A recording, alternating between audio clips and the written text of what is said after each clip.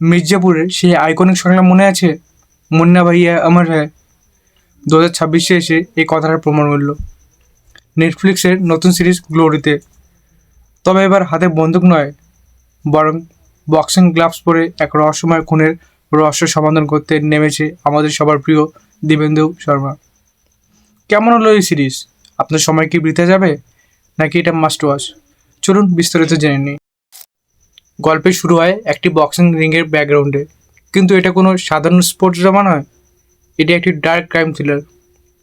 একজন নামী বক্সিং কোচের দুই ছেলে, যাদের স্বপ্ন অলিম্পিক জয় করা, কিন্তু হঠাৎ একটি হিংস্র ঘটনা তাদের পরিবারকে তছনছ করে দেয়। সিরিজের মূল মোড় আসে তখন, যখন একজন ফেমাস বক্সারের মার্ডার হয়। 7টা এপিসোড জুড়ে চলে সেই খুনিকে খোঁজার খেলা। পুলিশ, রাজনীতি এবং বক্সিং জগতের অন্ধকার দিকগুলো এখানে খুব সুন্দরভাবে ফুটিয়ে তোলা হয়েছে। সিরিজের প্রতিটা পরতে পরতে রহস্য আর সাসপেন্স আপনাকে শেষ পর্যন্ত ধরে রাখবে। এবার আসি কেন আপনি সিরিজটা দেখবেন। এর পারফরমেন্স, দেবেন্দ্র শর্মার হরিয়ানা স্টাইলে সংলাপ আর অভিনয় এক কথায় আগুন। তাকে স্ক্রিনে দেখলে মির্জাপুরের সেই দাপট আবার মনে পড়ে যাবে। এর পরিচালনায় মির্জাপুর খাতকরণ, অংশুমানের পরিচালনা মানে টানটান উত্তেজনা, মেকিং কোয়ালিটি এবং ব্যাকগ্রাউন্ড মিউজিক এই সিরিজটাকে ধরে রেখেছে। এই ক্লাইম্যাক্স, যারা সাসপেন্স পছন্দ করেন তাদের জন্য শেষ 15 মিনিট একটি বড় সারপ্রাইজ। খুনিকে সেটা শেষ পর্যন্ত আন্দাজ করা প্রায় অসম্ভব।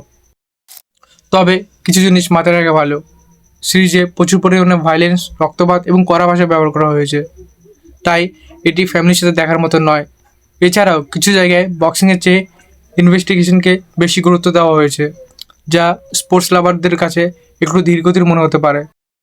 সব মিলিয়ে গ্লোরি একটি সলিড ক্রাইম থ্রিলার। আপনি যদি দেবেন্দ্র শর্মার ফ্যান হন এবং রহস্যময় গল্প পছন্দ করেন, তবে দেরি না করে নেটফ্লিক্সে গিয়ে দেখে নিতে পারেন। আপনারা যারা সিরিজটিকে দেখেছেন, কমেন্টে জানান খুনিকে কি আগে থেকে আপনারা গেস করতে পেরেছেন। ভিডিওটা ভালো লাগলে লাইক দিন, আর এরকমই রিভিউ পেতে আমাদের চ্যানেলটিকে সাবস্ক্রাইব করে পাশে থাকুন। দেখা হচ্ছে পরের ভিডিওতে।